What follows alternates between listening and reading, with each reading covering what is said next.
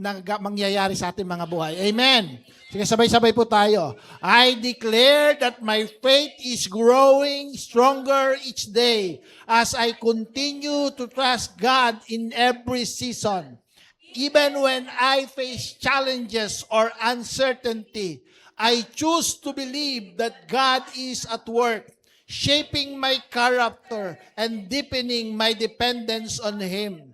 I declare that I stand firmly on His promises, knowing that every word He has spoken is true and will never fail. His faithfulness surrounds me. His word strengthens me. And His guidance leads me into victory. This is my declaration in the most powerful name of my Lord and Savior Jesus Christ. Amen and amen. Hallelujah. Sige po, tayo po yung makakaupo na. Praise the Lord. Tayo po ay patuloy na nasa series ng ating pong topic ngayong month of December. By the way, ilang araw na lang, Pasko na. Ha?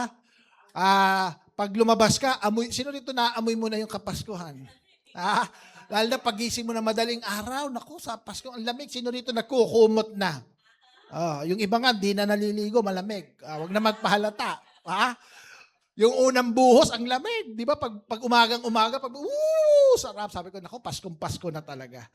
So, and every December, ang inaalala natin, merong ipinanganak na manliligtas. Amen. We are celebrating the birth of our Savior. Huwag po natin gawing bida. Ang iba, ang bida kapag Pasko, si Kristo, ang ating Panginoong Jesucristo. Amen. So, hindi yung mamang may balbas. Ang ating Panginoong Jesucristo. Sino rito naririnig mo na pag pumupunta ka ng mall, pag nagbubukas ka ng ang naririnig mo ng mga awitin ay mga awiting kapaskuhan. Amen? Kaya sabi mo, ilang araw na lang. Wala nang isang linggo, no? 4 days na lang. Naku, sino rito excited na? Ayan. So let us be excited to celebrate the birth of our Savior. Amen? And of course, ito pong December, tayo po ay nasa series na Growing in Faith. Dahil ang ating pananampalataya ay dapat hindi stagnant. Na ito yung mga naging problema ng maraming mananampalataya. Ito yung naging problema ng maraming mga simbahan na nagpapatuloy. Alam niyo po ba, meron ako, listen to me, listen carefully. Meron ako napakinggan na statistics.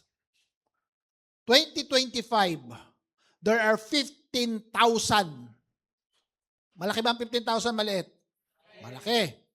15,000 churches ang nagsara sa Amerika.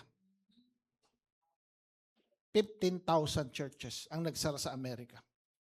Alam niyo kung bakit? Hindi na nag-grow sa kanilang faith. Amen? In-interview yung isang pastor, sabi niya, Pastor, bakit nagsara church niyo? Wala. Wala ng pondo. Yung mga member, hindi na nagbibigay. Yung iba, hindi na dumadalo. Ang gusto na lang, online. Nawala na ng member. Bakit? Nawala na ang pananampalataya. Marami ngayon ang gustong magkaroon ng relationship sa Diyos based on convenience. Amen. Sino dito gusto mo convenient ka lang? Nasa loob ka lang ng bahay, pa-online. Ay, nakapag-Sunday na ako service. Nag-online ka lang eh. Para ka lang nanood ng sine. Now, so ngayon, kaya dapat napakalaga na tayo pala, hindi lang tayo uma-attend, pero dapat tayo nag-grow. Amen. Tingnan mo yung katabi mo. Lumalago ba? Wag lang yung katawan ng lumalago. Lalong-lalo na mahalagang lumalago yung pananampalataya natin. Amen. Kaya ngayong ito, nagsimula po tayo ng ating series about growing in faith. At ngayong umagang ito, ang topic ko po is unshakable faith. Yan. Dapat yung ating pananampalataya, unshakable. Amen. Kasi ang pananampalataya mo, itetest yan. Susubukan ng Diyos yan. Masishake ba yan? Totoo bang ikaw ay nananampalataya sa Diyos in the midst of situation? Amen. Unshakable faith. As we grow in faith, we need to see ang faith ko, unshakable to.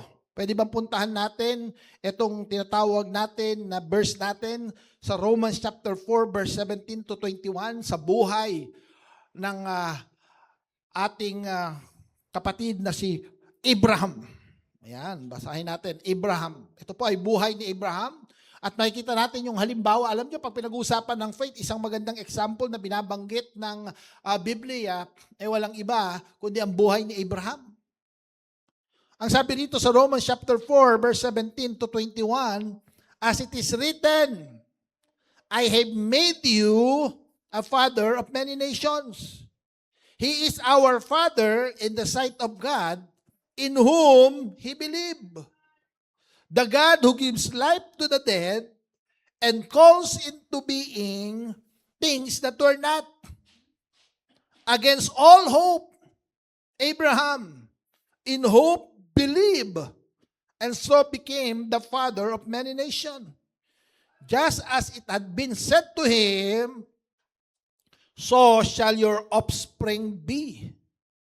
Without weakening in his faith, he faced the fact that his body was as good as dead, since he was about 100 years old, and that Sarah's womb was also what?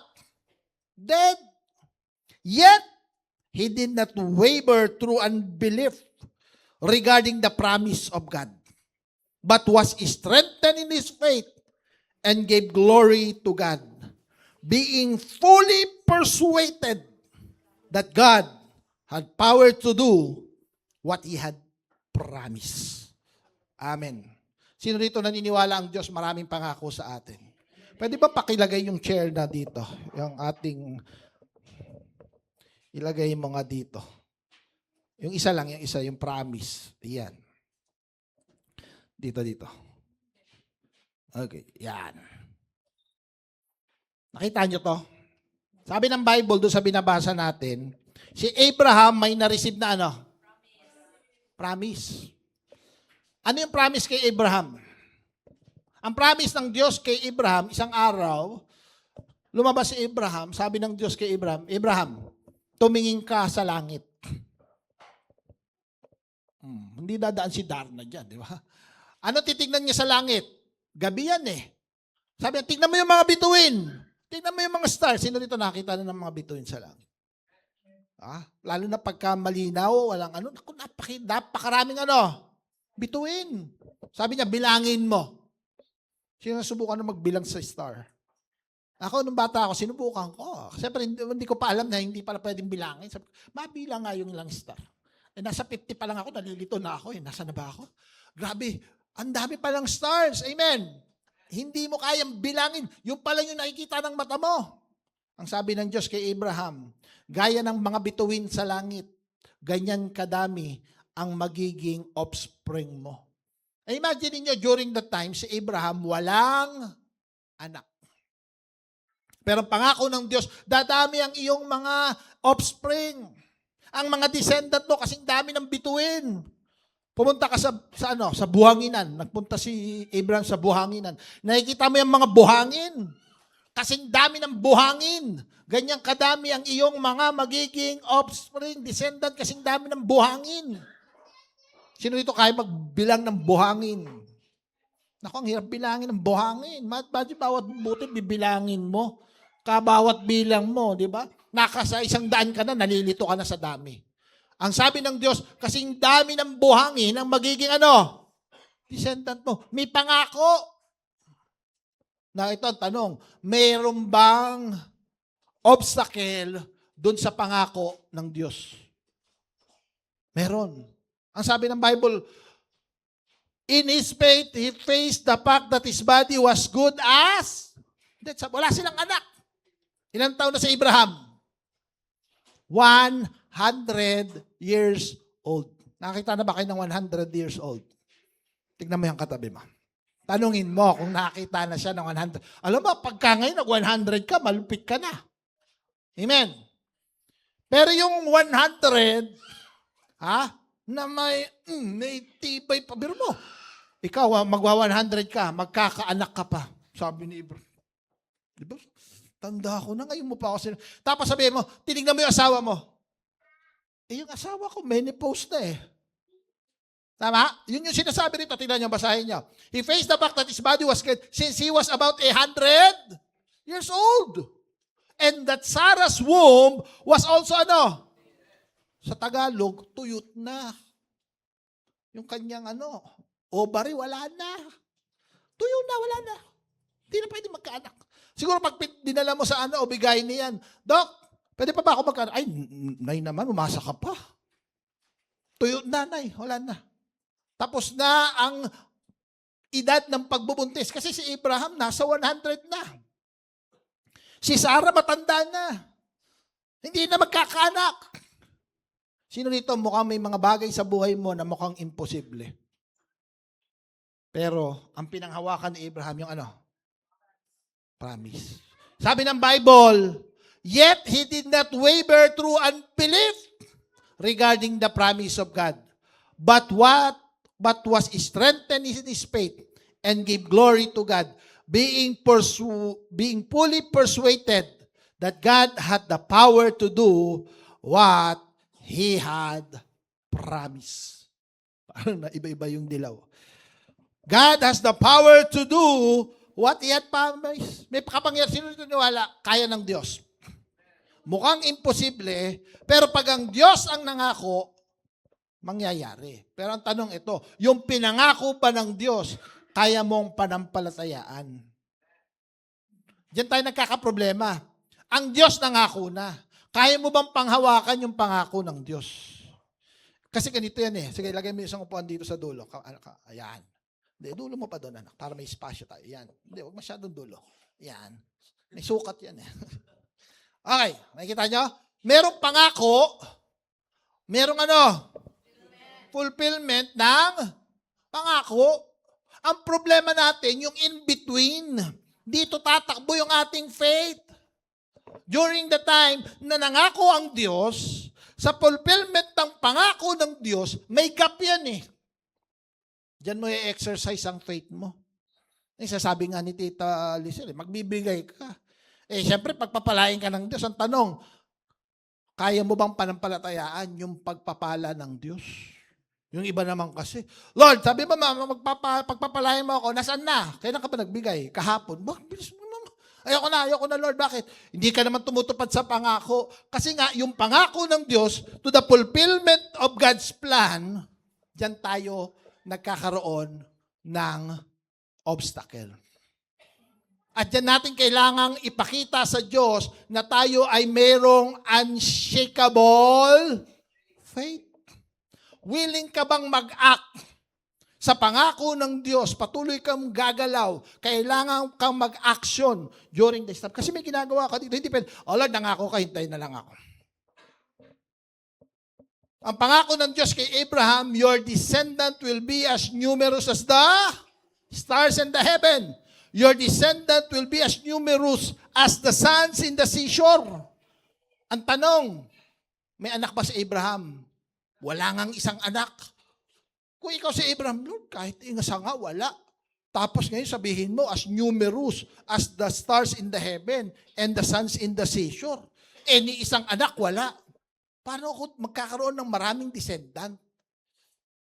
Ayan. Sino rito willing kang mag-journey from the promise of God to the fulfillment of God's promise? Ayan. O kailangan dito, in between this, patuloy kang nag-a-act. Kaya gagamitin po natin yung acronym ng salitang ACTS.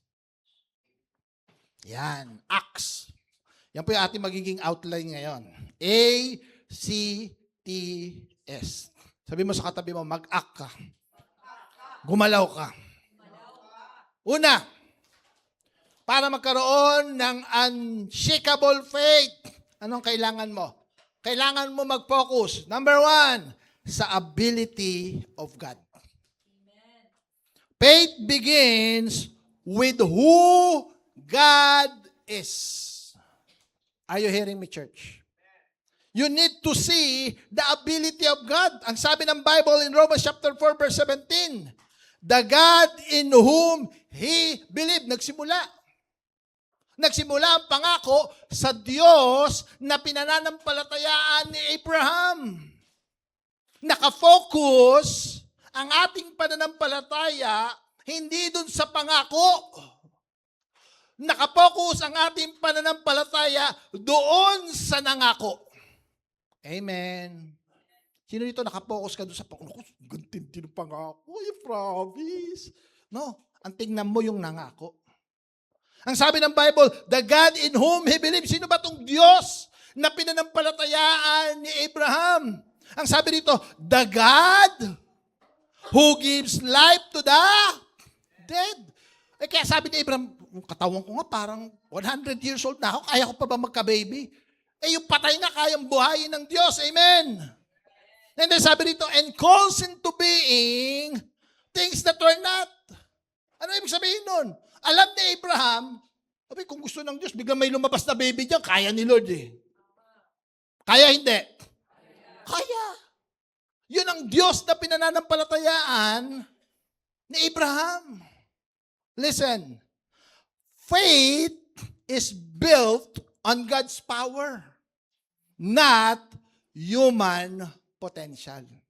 Hindi nakasalalay ang pananampalataya natin sa kakayanan ng tao.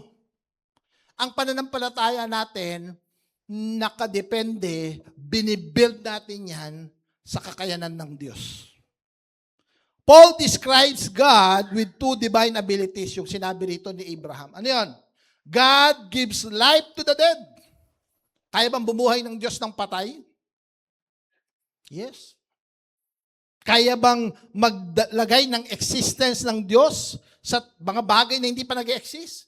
Lahat ng nakikita natin dito, hindi naman nag-exist yan. Ang sabi ng Book of Genesis, in the beginning, God created the heavens and the earth by His words. Walang ginamit ang Diyos. Alam niyo, marami mga scientists ngayon, sabi niya, tingnan mo, galing-galing na ng tao, kaya na nating mag-create ng ganito, mag-create ng... Pero ang tao, nagke-create tayo, pero dapat may object tayong gagamitin. Amen. Ang tao nakapag-create ng maraming technology. Pero bago ang tao makapag-create ng technology, ng cellphone, ng computer, ng mga gadget, may mga kailangan na component yan. Amen. Hindi nila kaya mag-create ng walang mga object or component na hindi nag-e-exist. Only God can do that. Pag sinabi ng Diyos, let there be light. Uy, pang. Di ba? Let there be water. Separate the water and the light. Lahat nag-exist. So yun yung Diyos na pinananampalatayaan ni Abraham. Kaya tayo mga kapatid, pag nakatanggap tayo ng pangako ng Diyos, ang tanong, hindi ba realistic ba yan? Pastor, parang hindi naman realistic yan eh. Faith does not ask, is this realistic? No? Sino dito may pangako ka, may pinangahawakan ang pangako ng Diyos? Parang hindi naman realistic. Faith asks, is anything too hard for the Lord? Meron bang hindi kaya ang Diyos? May mahirap ba kay Lord? Yan ang tanong. Because the one that limits you, ang naglilimita sa iyo kung paano mo kinikilala ang Diyos na nangako sa iyo. Kaya niya bang ipulpil yung pangako? Mangyayari kaya yung pangako? Depende yan. Paano mo tinitignan yung nangako? Amen. Ang sabi ng Genesis chapter 18 verse 14, is anything too hard for the Lord? Tanungin mo nga sa katabi mo, is anything too hard for the Lord? May mahirap ba sa Diyos? Kapatid, ang pagtinignan mo, mukhang mahirap nang mabago yung sitwasyon ko. Bakit? Kasi ang tinitignan mo, yung human potential mo. Maaaring ang tinitignan mo, yung kakayanan mo. Abay, yayaman ba ako? Wala naman akong alam dyan. Wala naman akong kakayanan. Hindi ako marunong. Kaya hanggang dito na lang. Kasi nga nakapokus ka doon sa kakayanan mo, hindi ka nakapokus doon sa Diyos na nangako para sa'yo. The fulfillment of the promise does not depend on human potential. Hindi sinabi ng Lord kay Abraham, Abraham, mapupulfill ang pangako mo. Kailangan lang maging healthy ka, mag-diet ka. Sabihin mo kay Sarah, laging magpa-check up sa OB-GYN para makita maalagaan ng puson. Hindi yun ang pangako. Sabi ng Diyos, I will make you your descendant as numerous as the star. Pinangako ng Diyos. Hindi nakadepende ang pangako ng Diyos sa kakayanan ni Abraham, ni Sarah. Hindi nakadepende sa katawan ni Abraham o ni Sarah. Amen. Pag tinignan nga ni Abraham, sabi niya, 100 years old na ako. Mukhang imposible na. Pag tinignan niya si Sarah, wala na. Tuyo na. Pero sabi ni Abraham, dahil pinangako ng Diyos, kaya ng Diyos yan. Amen. Nakadepende tayo doon. God speaks future before they speak. Kasi ang Diyos nangangako sa mga mangyayari na hindi pa nangyayari, pero kayang gawa ng Diyos na mangyayari yon. Amen. Abay, hindi mo akalaan yung katabi mo na yan. Kung pangahawakan niya ng pangako ng Panginoon, di mo alam, 10 years from now. Abay, milyonaryo na pala yan. Alam niyo, ang dami ko naririnig na story. Nagsimula, walang pera, kapera-pera. Pero dahil nanampalataya sa Panginoon, binigyan ng talino ng Diyos, nagsimula ng negosyo, pumutok yung negosyo, grabe, milyonaryo. Amen. Pero mo, yung isang babae, nakakita lang ng mga pirapirasong tela. Sabi niya, ano ba itong tela na to? Tinatapon. Sayang naman itong mga tela na to. Alam niya, ginawa niya doon sa mga pirapirasong tela, pinagkukuha niya. Sabi niya, pinagtatahi niya, ginawa niya, tinahi niya, bilog-bilog. Bay, binibili, basahan. Nakita na kayo ng basahan na bilog-bilog. Idea lang yan ng isang tao na nakita niya yung mga pirapirasong. Sayang naman ito, pinagtahi-tahi niya. Bay, naging basahan. Amen. Pwede ka bang bigyan ng Diyos ng talino? Kaya lang, kaya mo bang panampalatayaan ang pangako ng Diyos? Hindi pa nangyayari, pero si Lord kaya niyang mag-exist. Kasi si Lord, hindi naman siya bounded ng time. Amen. Si Lord, hindi naghihintay. Ay, sandali, sana makaya ko yung fulfillment. Ikaw, papunta ka pa lang doon sa fulfillment ng pangako ng Diyos. Si Lord, nandito na. Amen. Sino niwala? Hindi pa nangyayari, si Lord nandun na. Habang ikaw papalapunta ka doon sa fulfillment ng pangako ng Diyos, si Lord nakangiti sa'yo. Sige na, kaya mo yan. Nadapa ka. Tayo lang, anak, kaya mo yan. Sige. Umiiyak ka, Lord. Kaya mo yan. Manampalataya ka lang. Huwag ka manghihinaan ng pananampalataya mo. Di ba? Ikaw, Lord, kaya ko ba? Kaya mo yan, anak. Nandito lang si Lord. Amen. Ang nangako na Diyos, nandun din sa kaganapan ng pangakong ibinigay niya sa'yo. Doon makikita ang pananampalataya mo. Kaya mo bang panampalatayaan yung pangako ng Diyos? Yun yung kasi minsan sabi ko nga sa mga anak ko, anak, we're talking about faith. Marami sa mga tao, pag pinag-uusapan ng pananampalataya, ang faith, something abstract. Di ba? Faith. Pag sabi ko doon sa isa, tanong ko, ano sa'yo ang faith? Ang faith, religion. Tama, religion, ang tingin sa faith. Ang faith, ginagawa mo yan araw-araw. Anong ginagawa mo araw? Kung nananampalataya ka sa Diyos, palagay pag nananalangin ka, Lord, pangahawakan ko ang pangako mo. Amen. Kaya yung pera mo, Lord, ito, ibibigay ko, magiging tapat ako sa mga pananalaping ibinigay mo. Lord, yung oras ko, magsiserve ako sa iyo. Ibibigay ko yung oras ko sa iyo. Amen. And the more na ikaw nag-a-act ka, nag-i-engage ka sa mga pangako ng Diyos, the more na mangyayari. Paul says, God calls into being things that were not. Yung mga hindi pa nag-exist, nag-exist.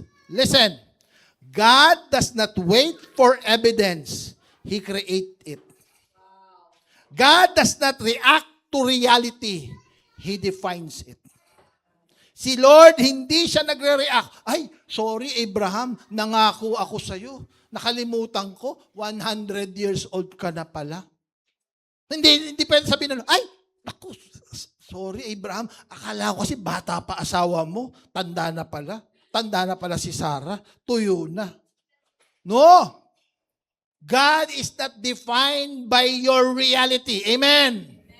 God can create what does not exist. Now, tanong, reality. Totoo bang tuyo na? Yung ovary, yung reproductive organ ni Sarah, wala na talaga. Imagine, ewan ko kung may 80 years old na babae na ini-imagine mo pwede pa magkaanak. Usually ba, mga nanay, anong edad ba talaga ang mga menopause na? Yung hindi na pwede magkaanak, depende. 40, nagsisimula, 40. Ang bata, 40. Yung iba, 60. Grabe, pag 60 nga. Pero alam ko, nagka-baby, 50 years old. Yan yung pinaka nabalitaan ko eh. Pero yung 50 nga na nagkaanak, medyo ano na yan eh. Amen. 80, 80. Pwede pa ba magkaanak yung 80? Imagine mo, nakita mo, buntis. Senior citizen. Di ba? Bakit? Kayang lagyan ng Diyos ng anak kahit walang bata. Yung virgin birth ka, nagawa ng Diyos eh. Amen. Sabi mo nga sa tabi mo, walang imposible sa Diyos.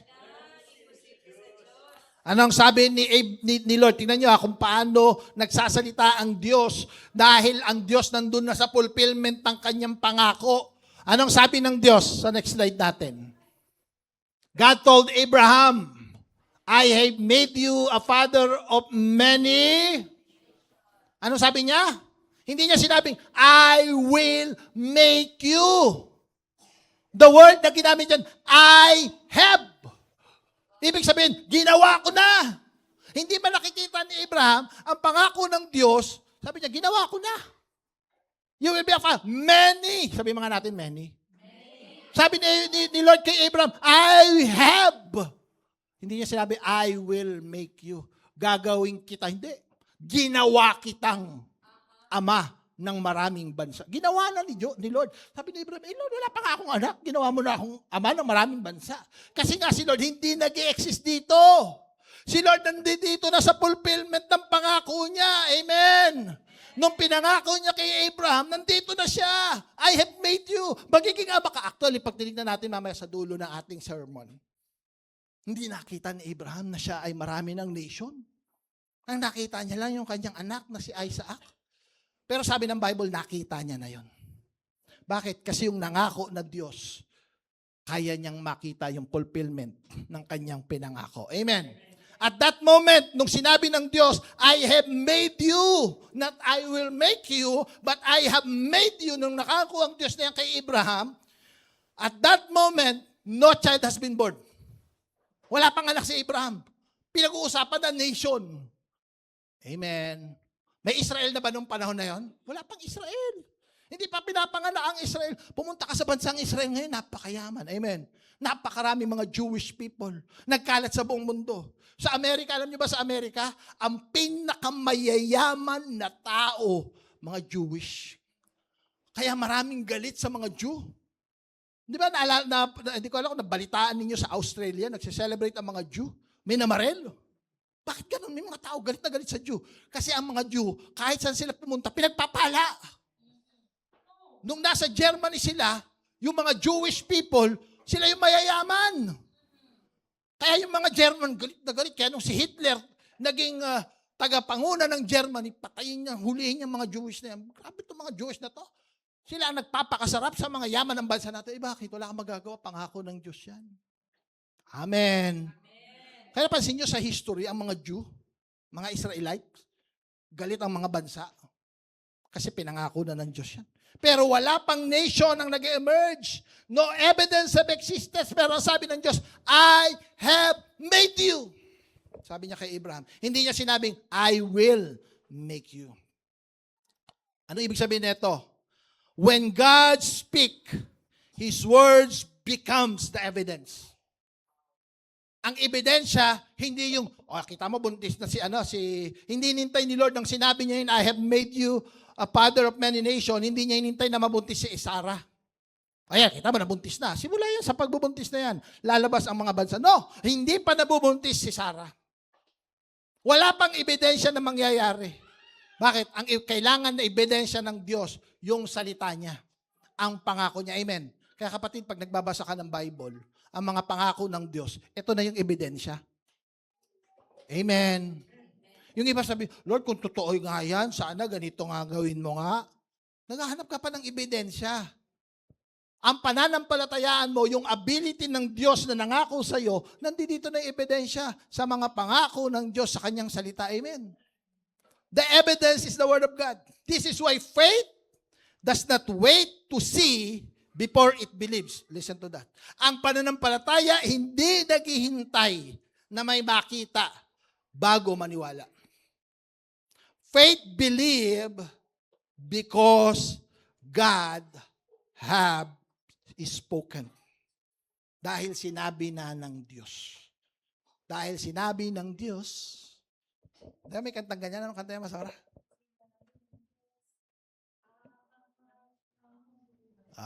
Sino rito kayang panampalataya na angat ang buhay mo? Sinabi ng Diyos. Sasagana ang buhay mo. Sinong kayang panampalataya sasagana buhay mo? Lord, pag tinignan ko yung bank account ko, magkano laman? Negative. May utang ka pa. Biruin mo. Hindi man na walang dapat. May utang pa. Tapos kumakanta ka. Sinabi ng Diyos, aangat ang buhay ko. Yung bank account ko, Lord. Sabi ng Diyos. Di ba? Parang ang hirap awitin. Kaya lang, mag-focus ka dun sa nangako sa'yo. Huwag ka maghanap ng evidence. Dahil ang ebidensya mo na, yung pangako ng Diyos. Hindi hinintay ni Abraham na may makita siya. Palapakan niya natin ng Diyos. Sige. Kaya nga sabi ng Hebrews chapter 11 verse 1, now faith is confidence. May confidence ka in what we hope for and assurance about we do not see. Faith grows. Itong problema natin Gusto mo mag-grow ang faith mo? Faith grows when our view of who God is grows. Mag-grow ang pananampalataya mo kung magiging tama ang view mo kung sino ang Diyos na sinasamba mo. Kaya hindi ka nag-grow sa faith mo, ang liit ng tingin mo sa Diyos. Sino rito gusto lumago sa pananampalataya? Lakihan mo ang tingin mo sa Diyos. Minsan parang tingin mo ang Diyos, minamaliit mo. Sabi mo nga sa katabi mo, huwag mo maliitin si Lord. Many believers struggles with faith. Not because God has failed, but because their view of God is too small. Napakaliit ng tingin sa Diyos. When your view of God expand, lumawak ang pagkatingin mo sa Diyos, your fear contracts. Sino rito may mga fear? Alam mo, pagka nagtitignan mo ang Diyos mo, laki ng problema na ito. Pero titignan mo yung Diyos mo, ay, ang liit lang pala niyan. Pag tinignan mo yung kakayanan mo, takot ko kaya. Huwag ka tumingin, huwag mong tingnan yung kakayanan mo. Tingnan mo yung Diyos, ay, walang imposible kay Lord. Kayang-kaya ni Lord yan. Bakit? Nagsishrink yung fear. Nagsishrink yung worries. Lumiliit yung takot. Lumiliit yung worries. Sino dito may mga worries sa buhay? Sabi ng doktor, ma'am, may nakitang bukol. Bukol! Takot na takot ka na. Kasi may bukol. Hindi, sabi, titignan ko, Lord, God is my healer. Amen. Ang Diyos ba kaya magpagaling ng cancer? Di ba? Tingin natin si Lord, sino dito, kayang pagalingin ni Lord ang cancer? Yung iba, tingin lang, kayang pagalingin ni God. May sipon ka, kayang pagalingin ni Lord ang sipon. Sipon lang yan. Cancer, pag-fasting natin, kapatid. May pinagkaiba ba kay Lord ang sipon at cancer? Sa atin meron. Kasi nga, evidence ang tinitignan natin. We don't look at our God. We look at the evidence. Magkano ang problema mo sa pera? 50,000. Magkano kinikita mo sa isang buwan? 10,000. Paano ko mabayaran to? Tingnan mo ang Diyos mo na nangako sa iyo. Maging tapat ka sa Diyos mo. Amen. Because when you have a bigger view of God, your faith will continue to grow. When you view God, expands your fear contracts. Faith does not deny difficulty. Hindi tayo yung blind faith. Hindi natin dinideny na may mga difficulty along the way hanggang do sa fulfillment ng promise ng Diyos. Amen. May mga obstacle, may mga mahirap na mangyayari. Hindi natin dinideny yan. But what we say is this: we declare God's supremacy, God's superiority over all those obstacles. That is faith. May mga harang, gabundok, di ba? Last week nga, pinag-usapan natin, I think sa pinag-usapan natin yung bundok na nawala, di ba? No? Yung power mo nawala. Yung bundok, kung may pananampalataya ka, kayang alisin ng Diyos yung bundok, amen? Pero may mga pagkakataon si Lord, hindi niya inaalis yung bundok. pero bibigyan ka niya ng kalakasan to overcome the mountain. Minsan naghihintay tayo, Lord, alisin mo na yung bundok. Tapos pag-isip mo naman, Lord, may bundok pa rin. Sabi ng Diyos, anak, hindi ko alisin ngayon yung bundok. Gusto ko kasi ngayon, i-overcome mo yung bundok. Akyatin mo, kaya mo yan. Certo ngayon, parang may inaakyat kang bundok. Minsan tayo kasi, Lord, alisin mo na yung bundok. Gusto natin alisin agad ni Lord yung mga problema. Amen. Sabi ng Lord, anak, hindi ko alisin yung problema. Bibigyan kita ng kalakasan sa kalagitnaan ng problema. Yan ang pananampalataya. Because we know that God is supreme. God is superior. God is above all those problems na kinakaharap natin. Ano ang sabi ng Ephesians chapter 2 verse 20? Now, talking about God. Now to Him who is able to do. Sabi mo nga, He is able to do. Grabe yung verse na yan, ha? Memorize nyo yan, ha? Panghawakan nyo yan. Gaano makatindi ang pinagdadaanan mo, ano man ang mga problema mo, God is able. Eto, tingnan nyo, ano yung able na gawin ng Diyos? Pakinggan natin. Now to Him who is able to do immeasurably more. Wow! Hindi lang kayang gawin ng Diyos, but more than all we ask or imagine. According not to your ability, according not to your situation, but according to His power. Pero yung power ng Diyos na yan, paano mag-work? Ano sabi ng Bible? That works within us. Alam mo, kaya namang kumilos ng Diyos na hindi ka kasama eh. Salamat ka, pinapartner ka pa ni Lord.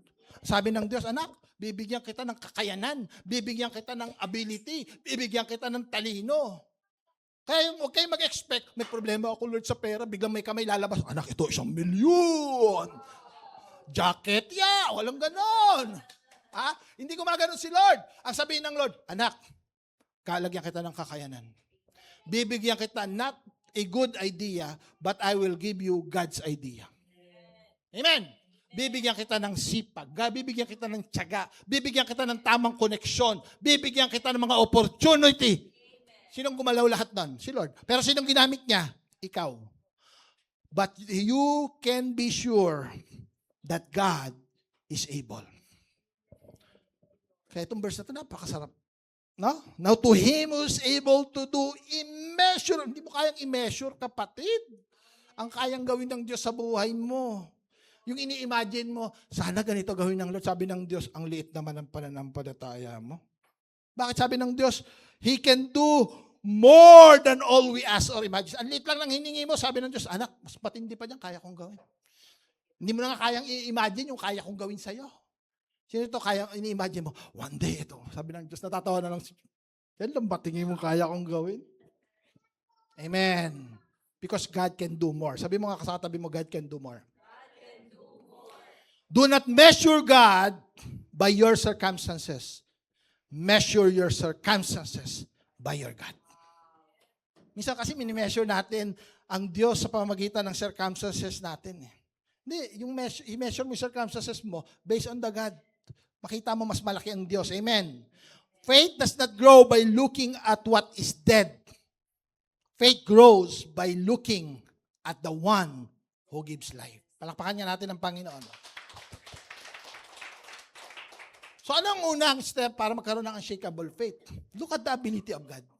Mag-focus ka sa ability ng Diyos. Not on your potential, not on the evidence, but on the ability of God. Pangalawa, confidence in God's word.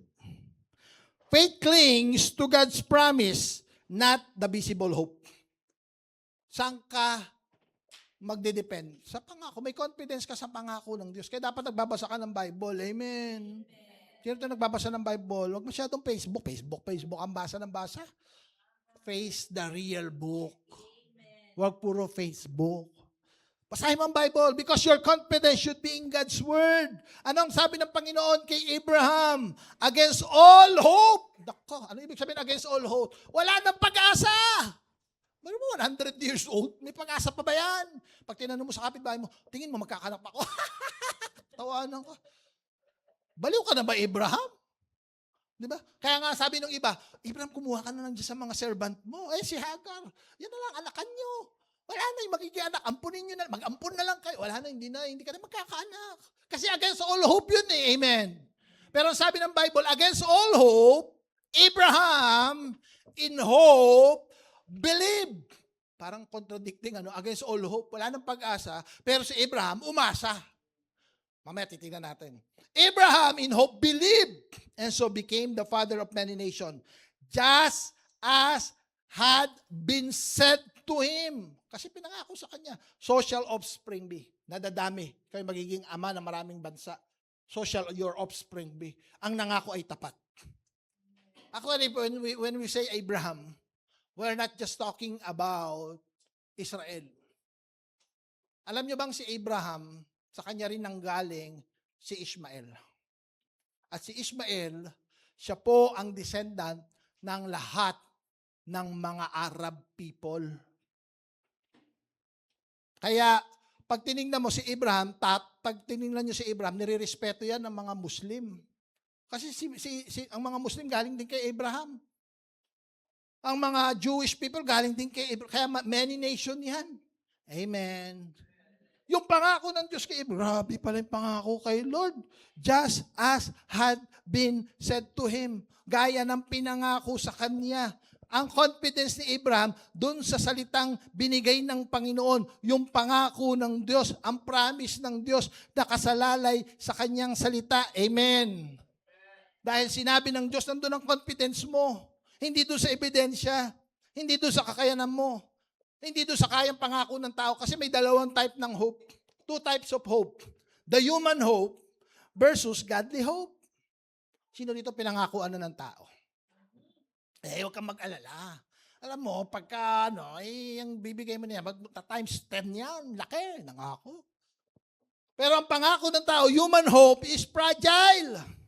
It is built on probability, circumstances, and predictable outcome. Tayo, pag umaasa tayo, human, yung tinatawag nating logical thinking. Sino ito ang logical person? Si Daniel, logical person yan. Dati kasi, sabi ko, teka anak, asan yung faith? Hindi, minsan kasi logical, hindi, totoo. Kahit doctors, tatanungin mo doctors, meron ka kasing nakitang bukol. Kailangan check natin kung benign o cancerous. Pero, sa probability, 80% ng bukol sa ganyang area ng katawan, cancerous. Ilan? 80% po doon, ang taas. Yung mga, ikaw, magiging hopeless ka na. Amen. Kasi 80%. Kung 50%, medyo laban pa to. 50-50. Ano sinabi ng doktor? 80%. Salamat, Dok. Mga anak, handa ko na kaya. Naghanda ka na mamatay. Bakit? Hopeless na eh. Kasi nga, ang utak ng tao nagre-rely sa probability. Amen. Ang utak ng tao nagre-rely, nag-hope tayo sa circumstances. Naku, wala ng pera. Bigla may tumawag sa yung pinsan mong bilyonaryo. Oops. Naku, may circumstances. Nabubuhayan yung hope mo. Amen. Kasi nga, nakadepende ang hope ng tao sa circumstances. Sa predictable outcome. Sino may dito mag-pros and cons pa tayo, di ba? Tingnan natin, ano bang pros? Ano bang cons? Lamang yung pro. Pwede. Probable outcome, maganda. Amen. Sino naniwala, ang hope mo kay Lord hindi nakadepende sa mga bagay na yan. Because human hope is anchored, ito'y naka-angkla, ito'y naka-build on what God had said. Regardless of the circumstances. Regardless of the probability. Sige, tingnan ninyo. Probability na ang isang 100 years old magkakaanak. Lagyan natin sa logical.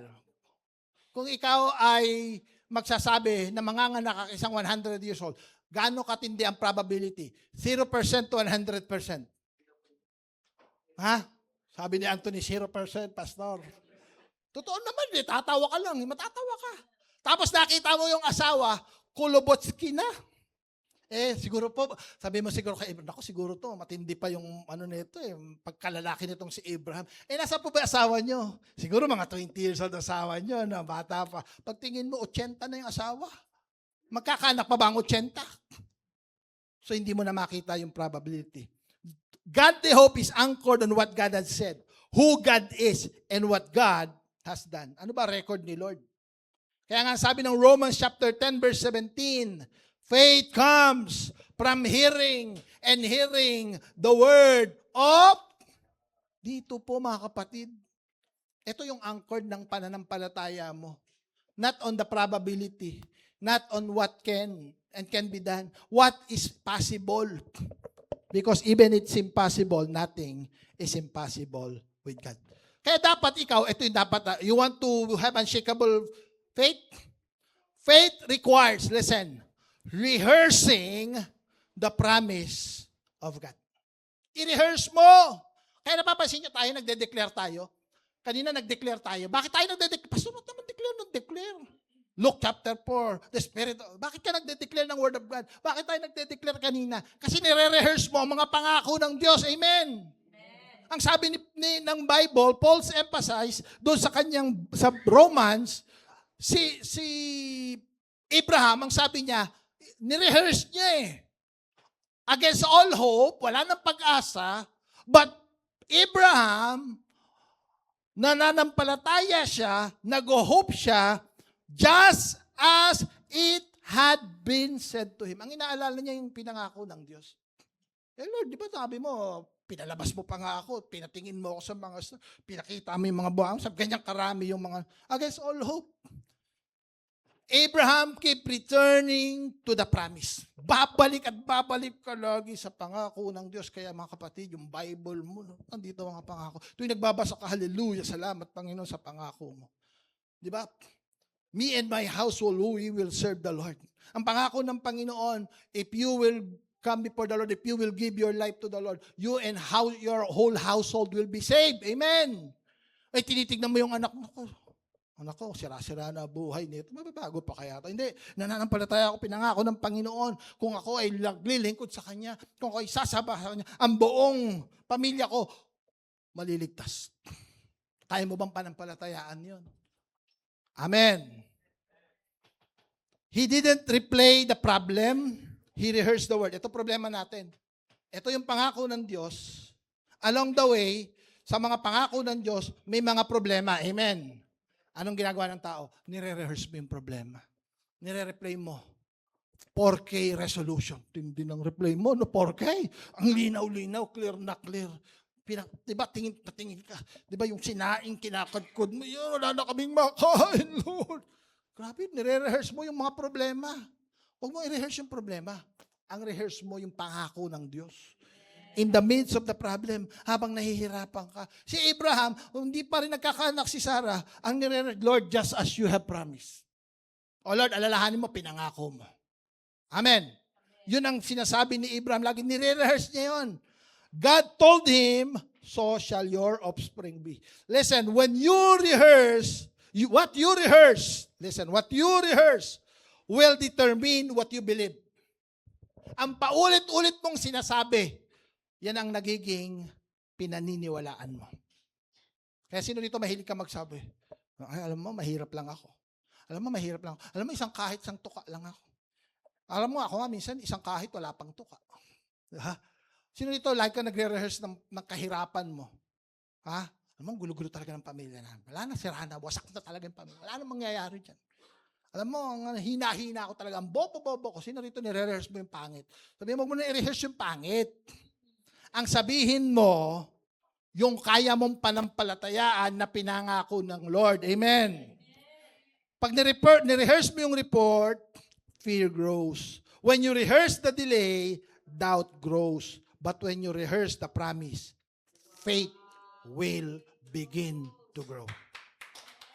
Kaya i-rehearse mo lagi mga pangako ng Diyos. Amen.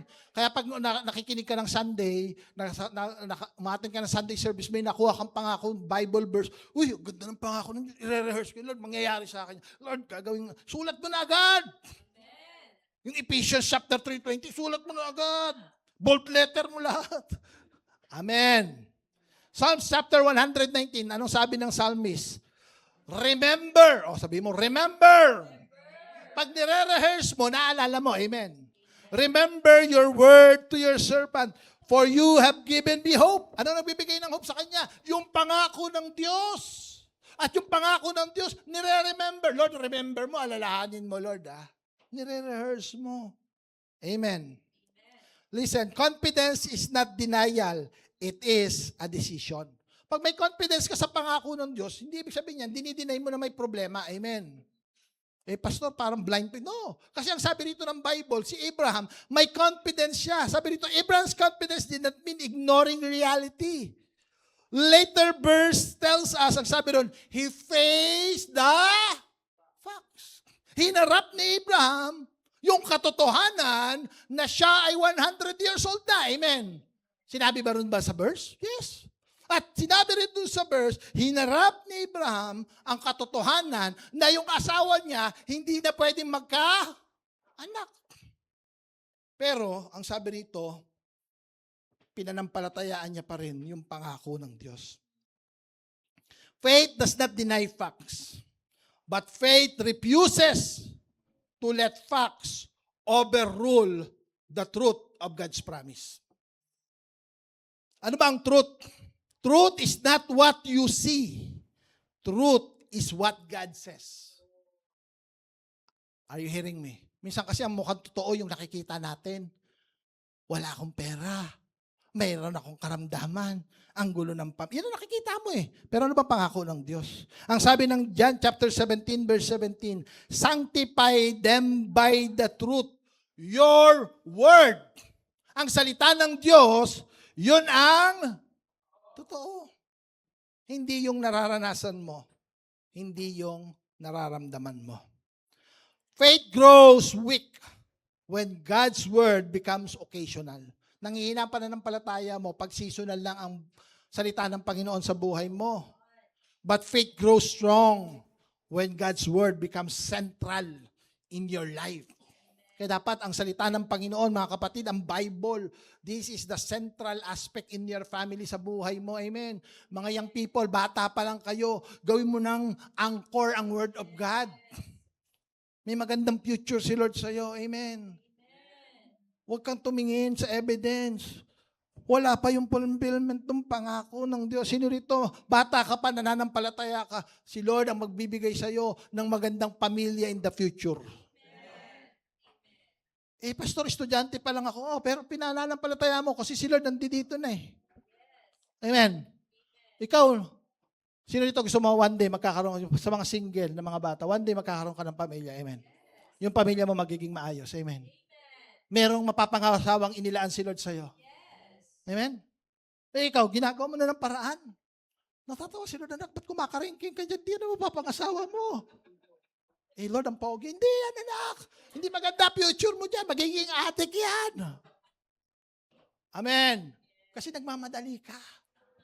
Mag-cling ka lang sa pangako ng Diyos. Ayusin mo habang nag-journey ka. Nandito yung fulfillment ng ako sa Panginoon. Abay, panghawakan mo. One day, bibigyan ka ng Panginoon. Right partner. Amen. Huwag ka magmadali. Hindi dadaan sa pogi. Yung pogi, pag nawalan ng pera, pumapangit. Pero yung hindi huwag naman natin tawagin pangit. Yung hindi masyadong maganda, hindi masyadong gwapo, aba, pag naglabas siya ng magpa-parlor ka nga. Ito, 10,000, magpa-parlor ka. Aba, ang pogi mo, honey. Di ba? Magano ka. Bakit? May inabot. Pero yung anong inaabot, kahit kasing gwapo pa yan ng mga artista, ang pumapangit. Kaya sabihin ko sa iyo, magtiwala ka sa pangako ng Diyos. One day, magkakaroon ka ng tamang pamilya. Amen? Kami ni Pastora, nung nagsimula kami, wala naman kaming pera. Amen. Tama ba ako tayo? Wala kaming pera naman. Pero ewan ko ba, nakita ni Pastor beyond kagwapuhan. Isang ka nakakita ng boyfriend na, sweetheart, hatid na kita. Habang hinahatid na, wala akong pamasahe, sweetheart. Libre mo na ako sa bus. Tsaka walang tao sa bahay, wala kaming hapunan. Baka mayroon kayong pagkain yan. Pag uwi na sa bahay, hindi naman nagsasalita yan. Si mama at si papa, maghahanda na. Kain ka muna bago ka man. Pwede po bang araw-araw yan, di ba? So, huwag kang magtiwala. Doon sa mga nakikita mo, panghawakan mo yung pangako ng Diyos habang nagjo-journey ka. Kaya lang dapat, Ang central, yung pangako ng Diyos. Amen. Kaya tingnan niyo, ano sabi ng Joshua chapter 1 verse 8? Keep this book, the Bible, the Word of God, always on your lips. Meditate on it day and night. Then you will be prosperous and successful. Amen. O, pangatlo na tayo.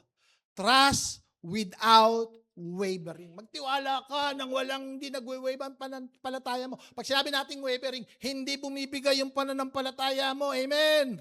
Yung iba kasi pag hindi nangyayari yung ine-expect niya na pinangako ng Diyos, tatampo kay Lord. Sino dito matampuhin kay Lord? Ayaw ko muna mag-church. Bakit ganito? Kung kailan ako nag-church, saka naman nangyayari sa buhay ko. Teka lang. Habang dumadaan kami, mga obstacle, may mga problema, huwag kang magwe-waver kasi nasa journey ka pa lang. Amen. Hindi pa tapos ang journey mo. Naku, nandito yung golden na pangako. Yung mga Israel, nung pinangako ng Panginoon, bibigyan ko kayo ng bansa, flowing with milk and honey. Pinalaya sila sa Egypt. Habang nag-journey sila, ang dami, nasa wilderness, kapatid. Pero hindi sila nag-waver sa kanilang pananampalataya. Faith refuses to stagger at the promise. O, tingnan ninyo, Romans chapter 4, doon sa ating verse. Without weakening in his faith. Hindi naghina yung kanyang pananampalataya kahit na hinarap niya na yung katotohanan na siya'y 100 years old. Kahit hinarap niya na yung katotohanan na si Sarah hindi na pwede magkaanak, hindi nang hina ang pananampalataya. Hindi sinabi ng Bible, naku, nanlambot si Abraham. Bakit? Nangako nga. Sabi ni Abraham, pwede sabihin ni Abraham, Lord, late ka ng 50 years. Di ba? Lord, late ka ng 70 years. Siguro, Lord, ng mga 30 years old ako, pinangako mo yan, ay saktong-sakto yan, Lord. Sininiwala si Lord, hindi late. Sakto lang. Sakto lang si Lord. Kaya nung nangako si Lord kay Abraham, Abraham, you will be the father of many nations. Ngayon pa, 100 years old na ako. Sabi diyan, without weakening in his faith, he faced the fact that his body was as good as dead since he was about 100 years old and that Sarah's womb was also dead. Yet, naku, ganda ng word na to, yet, he did not what? Waver through unbelief. Hindi siya naging nawalan ng gana sa kanyang pananampalataya. But, sabi rito, tinan nyo, but was strengthened in his faith and gave glory to God. Listen, ito maganda to mga kapatid. During the time na nangako ang Diyos, sa fulfillment ng pangako, yung gap na yan mga kapatid, diyan pala nag-grow ang pananampalataya natin. Hindi nag-grow ang pananampalataya mo dahil natupad na yung pangako. No, during the journey, during the waiting, diyan nag-grow ang pananampalataya natin. Faith acknowledges reality without surrendering to it. Faith is not pretending everything is fine. Faith is looking at the situation through the lens of God's promise. Abraham acknowledged, ano yung acknowledge ni Abraham? His body was worn down. Sarah's womb was lifeless. Time had passed. Nature offered no solution. But listen, he did not allow facts to become his final authority. The word and the promise of God. Nandun ang tiwala ni Abraham. Amen. Facts may inform us, but they do not rule us. God's word does. Bilang mga believers, mga kapatid. For we live by faith, not by sight. Now listen. Wavering happens when we shift our focus. Kanina sabi ko nga sa'yo, mag-focus ka doon sa ability ng Diyos.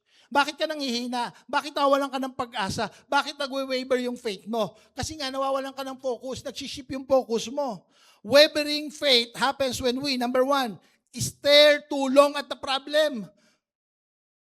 Kumuha ka ng piso. Piso. Sino may piso? Yung piso, hawakan mo. Maliit lang ang piso, tama? Pero yung piso, igano mo sa mata mo. Ano sabihin mo, maliit o malaki ang piso? Pastor, wala na akong makita. Puro piso. Puro piso. Ang laki ng piso. Kapatid, maliit lang yung piso. Ilayo mo. Ay, ang liit lang pala, Pastor. Minsan yung problema mo, kalam na, pasang ko at daigdig. Grabe, nabuhat mo. Galing mo, Ano ba problema mo? Kasi kailangan ko magbayad ng kuryente, tubig. Piling mo wala ng pag-asa buhay mo. Tika lang, matas ka ng konti. Kasi minsan, lagi ng problema ko. Sinip mo, pinokus mo na masyado sa problema. Amen. Sabi mo, huwag mong i-meditate masyado problema. Pag may problema, hinga ng malalim. Ha? Worship ka kay Lord. Mag-pray ka, Lord. Para mawala yung mga worries. Alam niyo, minsan pag may worries tayo, hindi na tayo nakakapag-isip ng maayos. Pag may takot ka, wala na. You measure times instead of trusting timing. Naiinip! Sino rito na nga, Lord, kala ako ba tagal-tagal ko nasa Christ the Rock, Lord? Di ba, Lord, 5 years na, Lord. Ako, nag-anniversary na naman. Wala pa rin nangyayari. Tagal-tagal ko nang yung iba nga, 1 linggo pa lang, naiinip. Lord, 1 linggo na ako! Ba't wala pa fulfillment? Huwag kang maghintay ng oras. Hindi yung timing mo ang mahalaga, timing ni Lord. Amen. Naalala ko kami, nung nag-serve kami kay Lord, sabi ko, full-time ako sa ministry. Walang malaking sweldo. Naglalakad lang ako. Walang pera, minsan walang makain. Nung nagsisimula kami, 2 pa lang anak namin. Araw-araw munggo. Kung hindi munggo, toge. Lahat na ng luto ng toge, natikman ko. Sabi sa pastor, anong ulam? Toge. Talong na may itlog yan, mga ulam. Bakit? Binabudget yung pera. Walang pang-budget. Di ba? Grabe, sabi ko, Lord, during the journey, di ba? Walang sasakyan. Lakad lang. Minsan walang pamasahe, maglalakad ka lang. Naranasan ko yan, mga kapatid. Amen. Pero pwede ko sabihin, Lord, ang tagal naman, Lord. Sabi mo, pag naglingkod ako, pagpapalain mo. Amen. Pero si Lord hindi nagkukulang. Amen. Dahil ang nangako, tapat. Sabi ng Lord, anak, magsimula ka muna sa motor. Binigyan ako ng Lord ng motor. Single na motor. Di ba? Yung 4 na anak ko, 3, sinasakay ko niyan. Di ba? Mga maliliit pa sila. That is 6 years ago. Di ba? Naalala mo yun, Daniel? Si Daniel, tsaka si Faith, nasa likod. Si Philip, nasa harap. Maliit pa sila, pero ngayon hindi na kaya yun, di ba?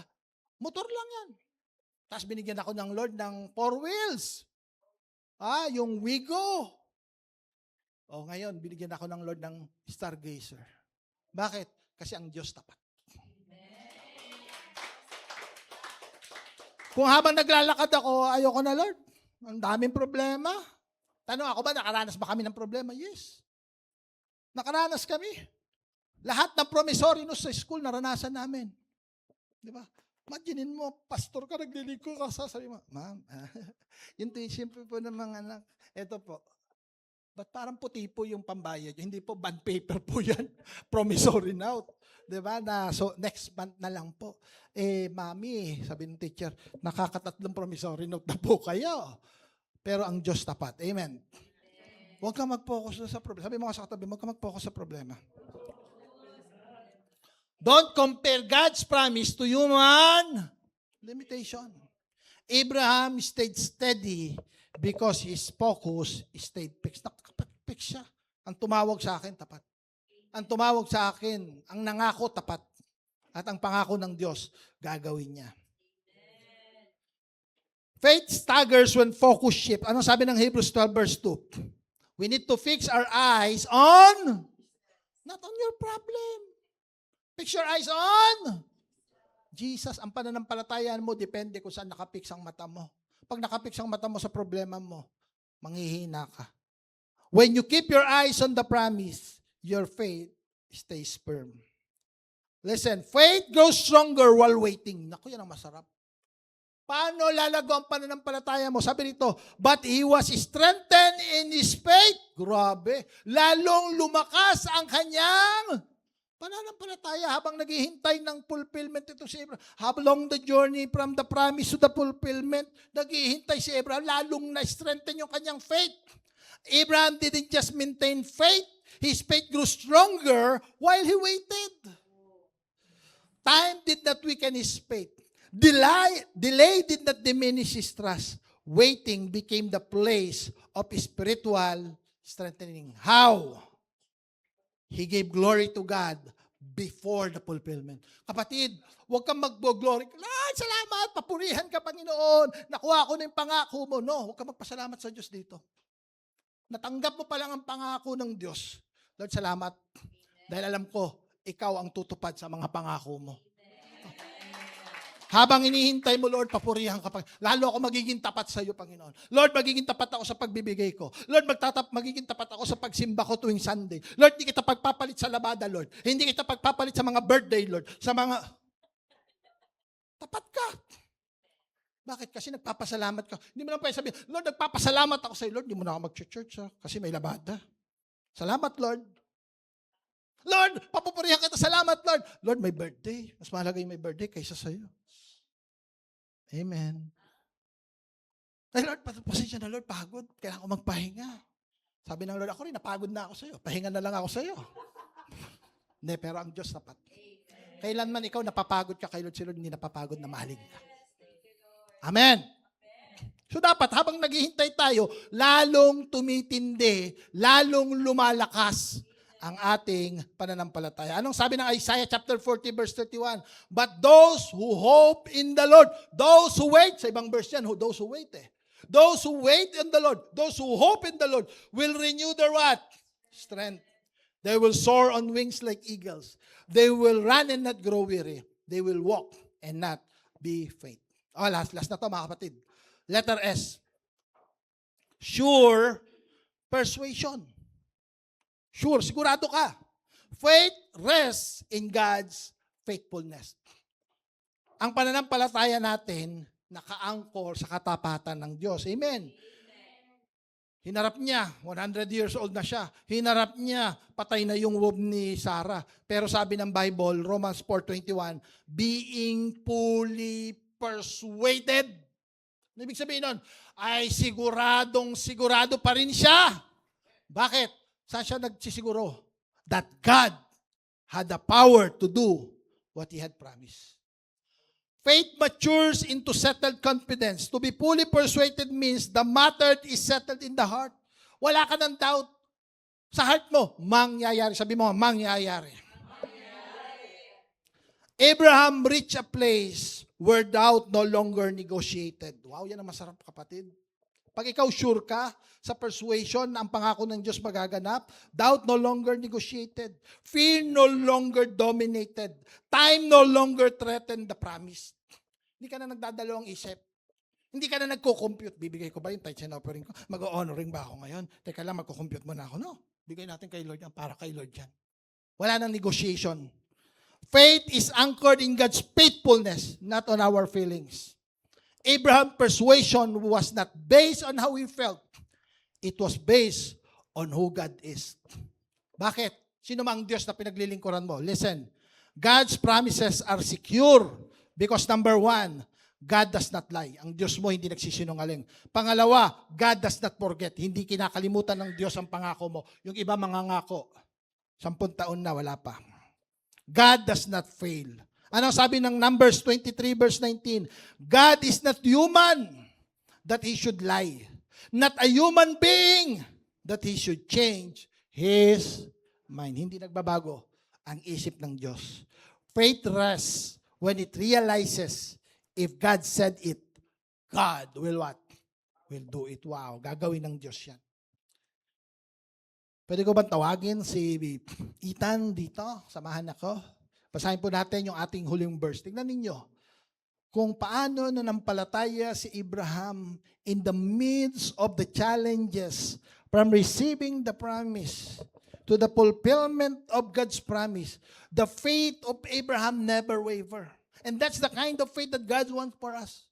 Ang gusto ng Panginoon, yung faith natin, unshakable. Amen. In the midst of challenges, in the midst of problem. Basahin po natin Hebrews chapter 11 from verse 10 to 13. For he was looking forward. Ito yung pangako kay Abraham. Nung nangako ang Diyos kay Abraham, ito na yung response ni Abraham. For he was looking forward to the city. Hindi pa nakikita ni Abraham yung city. He's already looking forward to the city. With foundation, whose architect and builder is God.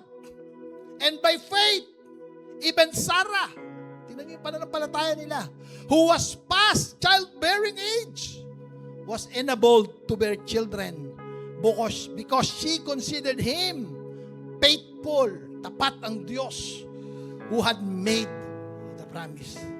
And so from this one man, and he as good as dead, became descendant as numerous as the star.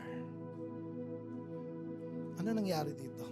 Ayan, verse 12. And so from this one man, and he as good as dead, came descendants as numerous as the star in the sky, and as countless as the sun on the seashore. Yun ang pangako sa kanya, dadami. All these people were still living by faith when they died. Listen, they did not receive the things promised, but they only saw them and welcomed them from a distance, admitting that they were foreigner and strangers on earth. Tingnan niyo yung pananampalataya ni Abraham. Sabi ng Bible, namatay si Abraham. Ang nakita niya, glimpse, lumabas si Isaac. Amen. Pero nakita niya ba yung nation? Nakita niya ba yung as numerous as the sun on the seashore? Nakita niya ba as numerous as the star in the heaven? Hindi niya nakita yun eh. Namatay na lang eh. Verse 13, all these people are still living by faith when they died. They did not receive the things promised. They only, pero nakita niya. Bakit niya nakita?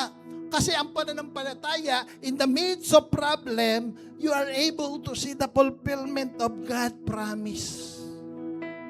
Amen. One day, meron kang gusto makita na binibigay ng Diyos sa'yo. Panghawakan mo ang pangako ng Panginoon, ang kanyang salita. Don't waver on your faith. One day, you will see the fulfillment of the promise of God. Sino rito naniniwala? God is faithful. Pwede pa tayong tumayo. Hallelujah. Kapatid, ang nais ng Diyos, magkaroon tayo ng unshakable faith. Faith na hindi basta-basta bumibigay. Amen. Faith na kayang gawin ang pangako ng Diyos. Ng Diyos na nangako ay tapat. Walang mahirap sa Diyos. Sabi mo sa tabi mo, walang mahirap sa Diyos.